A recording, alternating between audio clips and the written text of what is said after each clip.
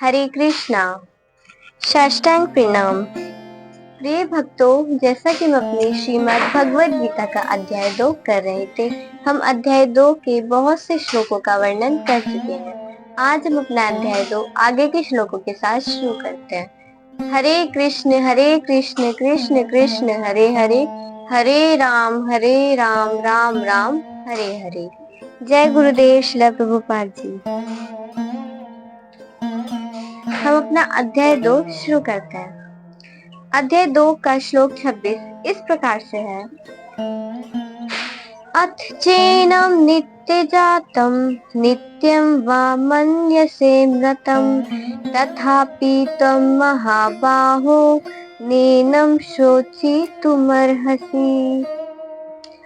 26वें श्लोक का अर्थात इस प्रकार से है, किंतु यदि तुम ये सोचते हो कि आत्मा अथवा जो जीवन का लक्षण है सदा जन्म लेता है तथा सदा मरता है, तो भी हे महाबाहु तुम्हारे लिए शोक करने का कोई कारण नहीं है।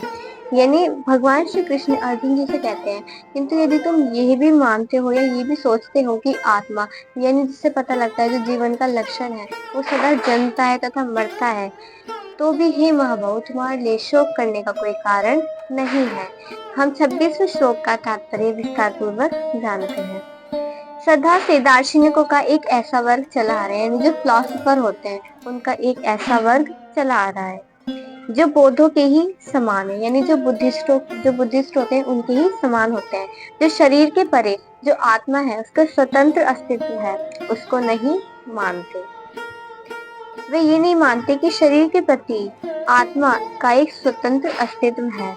बस वे शरीर को ही मानते हैं, और शरीर नष्ट हो गया तो मतलब शरीर नष्ट हुआ तो आत्मा भी उसके साथ ही नष्ट हो जाती है। उनकी कुछ कुछ ऐसी थ्योरीज है।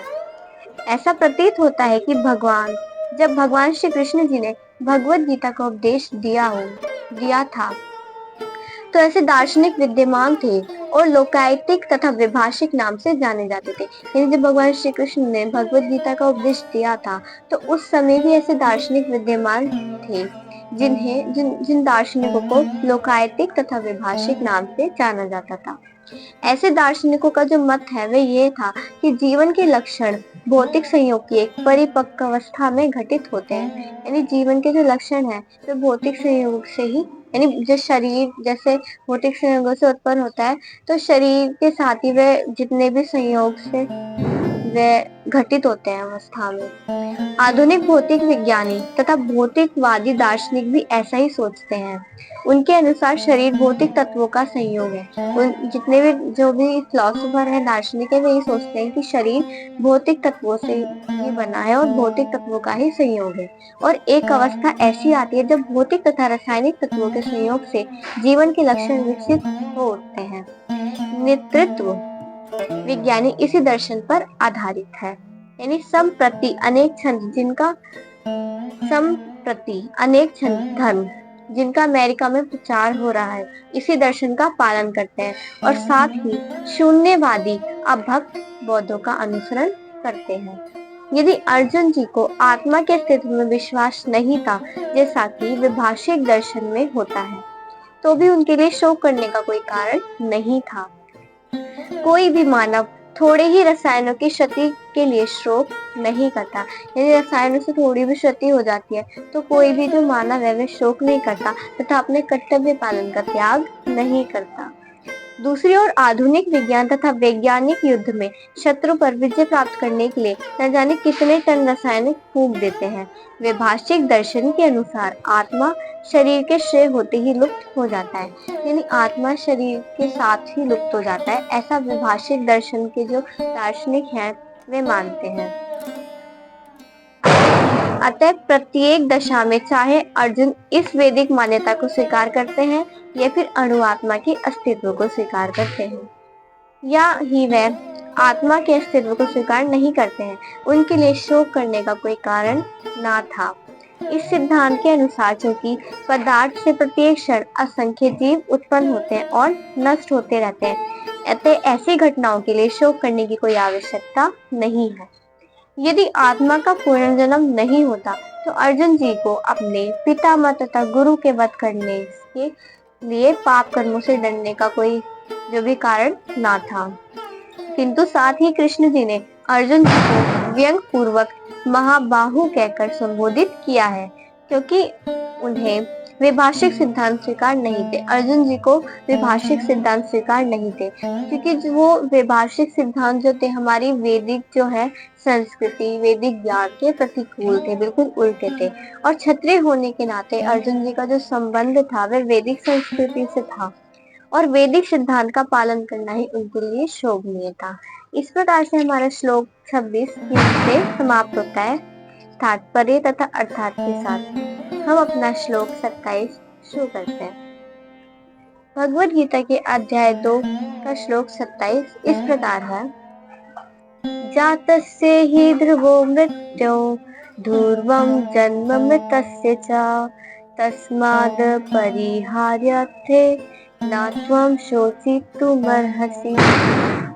अर्थात इस प्रकार से होता है, जिसने जन्म लिया है उसकी मृत्यु निश्चित है, और मृत्यु के पश्चात पुनर्जन्म भी निश्चित है। अतः अपने अपरिहार्य कर्तव्य पालन में तुम्हें शोक करना नहीं चाहिए।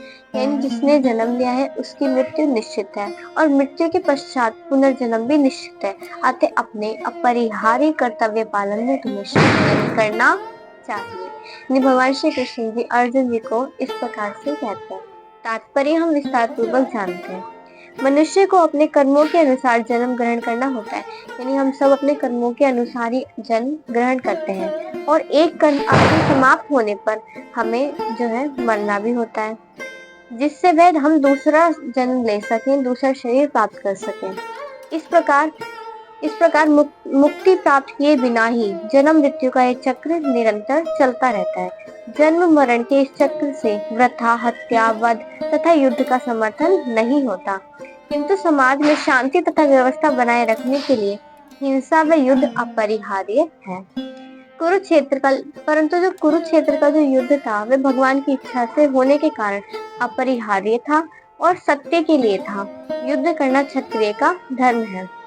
ये जो कुरुक्षेत्र का युद्ध था वह सत्य पर आधारित था, वह धर्म पर आधारित था, और वह भगवान की इच्छा से था वह युद्ध जो था। और जो अर्जुन जी थे वह क्षत्रिय थे, तो क्षत्रिय होने के नाते उनका धर्म था युद्ध करना। अतः अपने कर्तव्य का पालन करते हुए वह स्वजनों की मृत्यु से भयभीत या शोकाकुल क्यों थे? वह विधि कानून को भंग नहीं करना चाहते थे, क्योंकि ऐसा करने पर उन्हें उन पाप कर्मों के फल भोगने पड़ेंगे जिससे वे अत्यंत भयभीत थे। अपने कर्तव्य का पालन करते हुए वे स्वजनों की मृत्यु को रोक नहीं सकते थे, और यदि वे अनुचित कर्तव्य पथ का चुनाव करते तो वह नीचे के लोगों को प्राप्त करते, नीचे गिरना होगा उनके लिए। इस प्रकार से हमारा श्लोक यहीं से समाप्त होता है। हमने श्लोक 26, श्लोक 27 के अर्थात तथा विस्तार पूर्वक जाना। आज हम अपना अध्याय यहीं से समाप्त करते हैं। हरे कृष्णा, साष्टांग प्रणाम।